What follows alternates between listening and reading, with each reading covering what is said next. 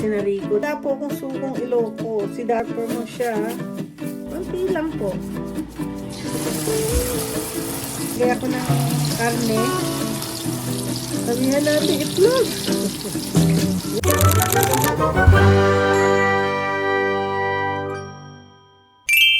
Good morning! Ngayon, today is Thursday. August 13 na yata, no? 13, no? Tama. Kasi, mga staff ko kahapon nasa opisina sila, it's Wednesday. Gumawa na po sila ng mga check-in nila kasi ang August 15 daw na payroll falls on Saturday. So, ngayon, Friday, ayun. Ngayon, tawag nito, magsisweldo. Sweldo sila sa 14, which is Friday. Ngayon, sabi ko, mabuti naman na may collections, may mga collections kami. Tapos, syempre, bayaran na naman po sa IRS ang payroll. Anyway, ngayon palang umaga, naalala ko, walang papasok ngayon sa office, kundi ako lang ang nasa office. Kaso nakabili ako sa Paldo ng maraming sili. Ito balak ko po kasi gawing pinakbet. Yung pinakbet na sili, simple lang po ang luto nito. Kaya lang, sabi dito islit ko para malasa. Wag na. Hindi ko na, ugasan ko na lang yan. Tapos, marami po akong mga talong. Hindi ko magagalawin yan kasi siguro sa Sunday, kasi Sunday mayroon akong pahalo-halo and barbecue. Siguro na lang ang makukuha ng mga kaibigan ko. Ngayon sa Paldo, marami po silang mga ganitong talong. Alam niyo, paborito ko ang torta. Tapos kaninang umaga, nisip ko, punta nga muna ng garden. Sabi ko, tingnan natin kung may mga cucumbers, guys. Ang dami. Ang lalaki. Galing po to sa garden ko. Ito yung nung isang araw ko kinuha. Pero nakakuha pala ako ng 3. Gagawa po ako ng salad na lang nito. Hindi pa kumuha ng dahon ng kamote. This time, ito lang. Alam niyo naman sa pinakbet na sili, bagoong isda. Hindi na lang pala yung bagong isda ko. Pride of Pangasinan. So, konti na lang. Yun ang ilalagay ko. Ngayon, ano nga mangyayari? So, siguro, bibigyan ko si Rico. Tapos, si Luchi. Wala, sorry na, hindi ka makakakain ng pinakbet na sili. Tapos, gagawa na lang po ako, dadamihan ko, ang dami kong torta. Guys, wala akong balak mag-vlog. Tamad po ako ngayon. Pero sabi ko, sige nga, i-vlog ko na nga lang ito. Wawash ko na lang to. Madali lang po kasi siyang iluto. Wawash lang natin dyan. Yeah. I love, alam niyo po, itong kusina ko, ito, gaya ng sinabi ko kasi meron basher nagsabing nakikitira lang daw ako sa biyenan ko. Ang hindi niya alam na itong bahay na to, bahay to ng lola ng asawa ko, which is mother ng aking biyenan. Lumang-luma, 1925 po ito binild. Tapos, dati noon, ito po, ginawa ko na po siyang ito yung breakfast nook nila. So, dati meron akong maupuan dyan. Dito kami nagbe-breakfast. Ngayon, ang dami ko kasi mga gamit. Kaya, ginawa ko siyang pantry. So, nandiyan lahat yung mga so, sobrang dami ko, lalo ngayon food vlog ako. Ayan po yung mga aking mga... So, lahat po ng salad master ko, dito ko na nilagay kasi may bago po ako ngayong kinalolokohan na lutuan, which is the Hexclad. I don't know, you guys know about Hexclad? Sandali ha. Yun ang gagamitin ko ngayon. So, ito po yung Hexclad. Maganda ho kasi siya. Lalo pag lilinisin mo. Tingnan niyo po, malinis na malinis. Ilang beses ko na po ginamit. Nagprito po ako ng lumpia dito kahapon. Ayan. Tapos, ito pong Hexclad na ginagamit ko. Dito po ako nagsasaing. Oo. Ngayon, hindi ho mumurahin tong Hexclad. Inano ko kasi, hindi ko binili yung buo gaya ng Salad Master. Pero mas mura to sa Salad Master. Kaya lang, inano ko lang ngayon, tinago ko na lang muna yung aking Salad Master. Later on na lang ako magluluto. May mga malalaki kasi ako mga lutuan doon. So, ito muna ginagamit ko, itong Hexclad, nakakaloka. So, dito ko iluluto yung aking sili. Guys, ang preparation, sabi, I need to slit the pepper. Wag na. Lagay na lang, ako na lang po ang kakain, si Rico, tsaka si Lucci lang naman. So, ilalagay itong unang preparation. Madali lang po itong pinakbet na sili. Okay. Ay, may naligaw. may na-deform na sili. Oh. Okay. So, ngayon, ang dami pala akong nabili. Grabe. So, anyway, ilagay daw natin ang, together with that is a garlic. Yeah. Garlic. Yan. Then, nakakatawa. Ngayon, lalagyan po natin ng 3 tablespoon ng isda. Isda na, bagoong na isda. Grabe ang aking no. Ngayon lang po ako pag nagluluto po ako kasi nagtatansya-tansya ako. Pero ngayon kasi marami nagtatanong sa akin, mahilig daw ako magtansya-tansya. So, sige. Subukan natin Pero depende na kasi sa inyo yan. Pagka kayo nagluluto. Kung masarap kayo ay wala na. Ubus na pala yung aking bagoong. So, kailangan ng bagoong hugas. Naamoy ko na naman, maglilit na naman po ako ng kandila. Ito kusina ko, ayoko kasi mabaho. Kahapon nandito si Lucci, naglinis na ho siya dito sa aking Ngayon, heto po, ganun ko natin, maglinisin ko to. Ngayon, 1 1/2 cup of water. Alam nyo, sa tingin ko, ko kasi, yan. Ngayon, as usual, pag Ilocano, dapat sukang Iloco. Wala po akong sukong Iloco. Si Dato Puti lang meron sa akin. 1/4 cup lang ng vinegar. Ngayon, sabi, maglagay daw ng pepper. Pepper mo siya.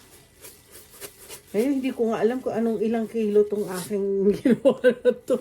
Ngayon, sabi, so, syempre, i-on natin yan. At, asa na yung takip? Tatakpan na lang po natin yan.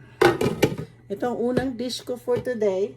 Pwede siyang maging breakfast. Pwede ko siyang gawing, kasi nagluto na po ako nagsaing na po ako. Ako lang naman kumakain. Normally, ang asawa ko simple lang. You just have to cook him. Pag you guys wants to marry an American or a femme, as you said that, simple lang po sila. Bacon, sausages, bread. Either they want wheat or white. Ano nyo mo, spreadan nyo sila ng strawberry jam or raspberry jam. Tapos, madalas po kasi ako nag-ano ng potato. Gumagawa ako ng sarili kong hash browns. Yung hash brown, may potato ako, gayad ko, tapos wag nyo masyado kayo maasin. Pero ang asin ko naman is, most of my asin is either kosher or Himalayan. Yung pink salt. So anyway, nakita nyo yung aking pantry. So, simple lang. Kaya minsan pag nagbe-breakfast po kami pinakita ko na sa inyo kung ano niluluto ko sa asawa ko. Masaya na po siya sa mga ganong breakfast or pancake. Mang pancake ko nilalagyan ko ng tawag nun, blueberry. Blueberry, ano pa ba mga ibang gustong kainin? Waffle. Kaya lang hindi mahilig sa waffle asawa ko. Yung ano lang, minsan gumagawa po ako ng crepe. May strawberry jam ako dyan. Or, ang mas gusto niya pag gumagawa ako ng crepe, yung ano lang, powdered sugar lang. Tapos, kape. Simpleng kape lang. Pero alam niyo guys, papalitan ko na since nasabi ko na sa inyo magba-black. I'm into black coffee. Ngayon, itong Keurig ko, hindi ko alam kung kanino ko ibibigay. Ito lang naman po sa asawa ko. Lagi meron siyang nabuo na kasi yung kanyang honey. So, ito lang po Keurig ang ano niya. Kaya lang gusto kong palitan ito kasi ipapalitan ko ng pang brood. Darating na po ngayon in order ko. So, hindi ko alam kung ilalagay ko na sa man's cave niya para yung makasamahan niya sa man's cave niya makainom ng ganyang klaseng kape. So, magpipil po ako ng cucumber. Alam niyo, balak ko po sana mag-juicer. Andito, tingnan niyo po yung juicer ko, napaka-cute. Ngayon, tapos yung kung anong manatira nilagay ko dito kasi nagkami hong gumagawa ng sarili naming compost. So ngayon habang nagluluto kami diyan, so magagawa ko ng cucumber. Sabi nila, ang cucumber plus it cleanse your kidney ba 'yon? Tama ba 'yon? Oo, alam nyo, ang cucumber plays a nice sa ating sa internal organs natin. Usually, pag gumagawa din ako, tapos yung red beets din, it's as para sa ng blood. So, pero di ko alam, mas gusto kong kainin na lang cucumber with lemon. Yun lang po ang aking kakainin ko na lang siya kaysa i-juice ko. Pero yung iba, siguro ako mamaya pag dumating si lakay ko. Ang asawa ko, gawang ko siya. Umpisa na po kami mag-inom ng mga ito. Unahin ko na muna itong matagal na po siyang na harvest. Kasi itong dalawang natira, kanina ko lang. Ang lalaki. First time ko talagang nilipat ko po kasi dati po ako nag-aano ng cucumber tapos hindi meron isa-isa ang niya, hindi siya yung madami gaya ngayon naka-4 na po ako ng cucumber. So inilipat po namin ang pwesto. Alam nyo, as a gardener, hindi naman po ako lumaking gardener. Wala naman po ako alam sa pagtatanim. Thank God there is YouTube University and I'm learning a lot. Tapos panoorin niyo yung isa, Filipino pala siya, yung planted in garden implanted or garden planted, ewan ko. Pero nag-member po ako sa kanya. Oops, sandali. Slow cooking na natin yan. Once na nagkumulo, is slow cook na. So anyway, pinapanood ko siya. Tapos yung kanyang mga tutorial, hindi ka basta makakawa ng free na. There's nothing free in this world anymore, guys. Everything are with all may katumbas na pera. So anyway, nag-member po ako. $2.99 ba yun? Every month. So nag-member ako kasi it's worth it naman. It's worth it for me to pay. Kasi nga, I like phone ko. So, anyways, mag-slice na po tayo ng gagawa po ako ng cucumber with lemon. Teka nga, may lemon ako, check ko lang. Yay! Meron ako lemon. Lagi po kasi ako nag-grocery na kahit hindi ko pa siya need. Bili na ako kasi baka emergency kailanganin ko ang isang lemon. Wala po akong lemon tree. Namatay ang lemon tree ko. Hopefully, I can make it kasi nga hindi namin nilagyan ng anti-freeze.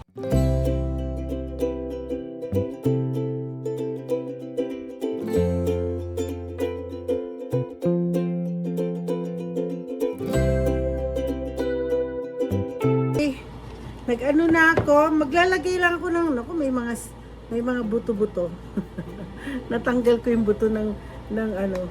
Maglagay lang ako konting ano, pink salt.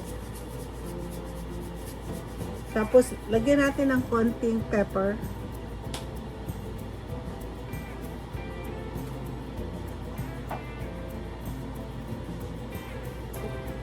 Ay, meron pala ako dito.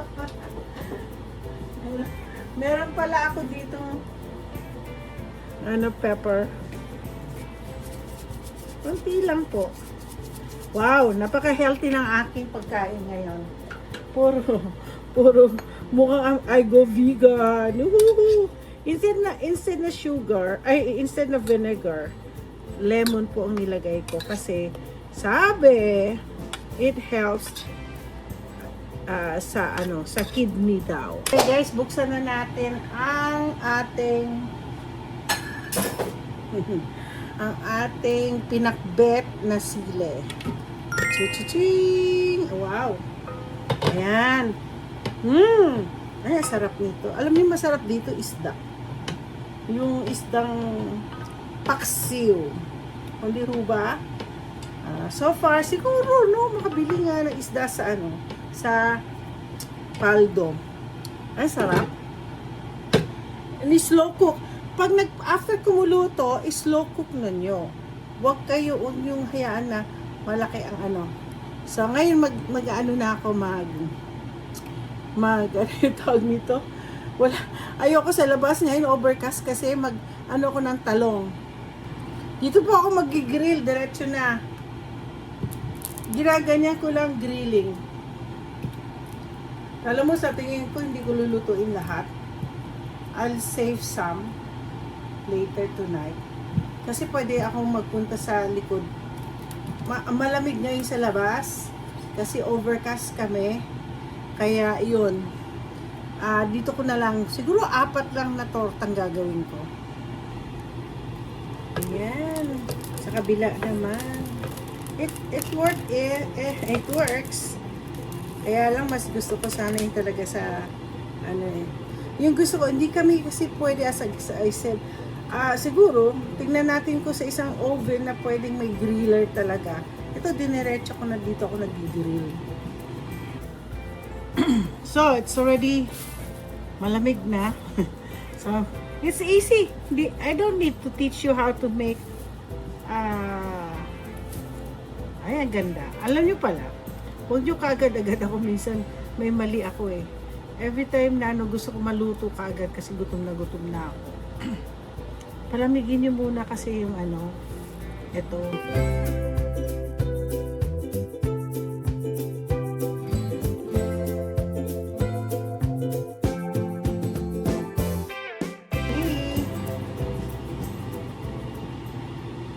Lagyan natin ng ay! Yo!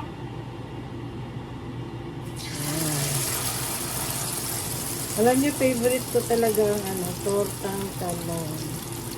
Yung nga lang, hindi ako naglagay.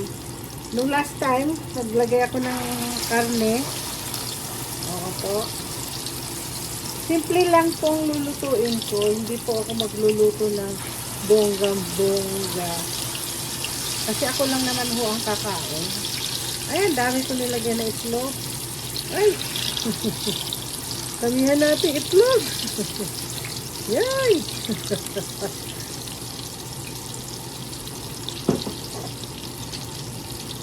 Yeah. Start ng aking breakfast. Mukhang wala akong karne. May karne ba ako? Maghanap na ako. Ay, nakalimutan palang So, ito na last. Ito na po ang last. Hindi ko alam kung na-record ko yung pagluto ko nito. Ay.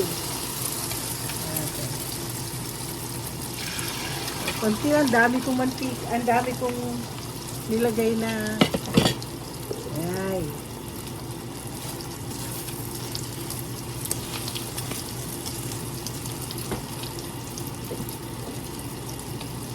Grabe. Ako lang po kakain nito, oh. Imagine. Alam niyo, gusto na asawa ko to. Siguro mamaya tanungin ko kung gusto niya kumain ng ganitong klaseng talong. Kasi actually, ginawa ko to noon sa Vancouver, sa family, sa mga pinsan ko, na breakfast. Alam ng mga pinsan ko magaling ako magluto. So sabi niya sa akin, magluto ka na nga ng tortang talong. So sabi ko, o sige, alam mo, kumain ng asawa ko, kala ko allergy siya sa itlog, hindi pala. So mula noon, gustong-gusto niya to. Good morning, tapos na ang breakfast ko. Siyempre, meron akong tortang talong, hindi makaabot dyan.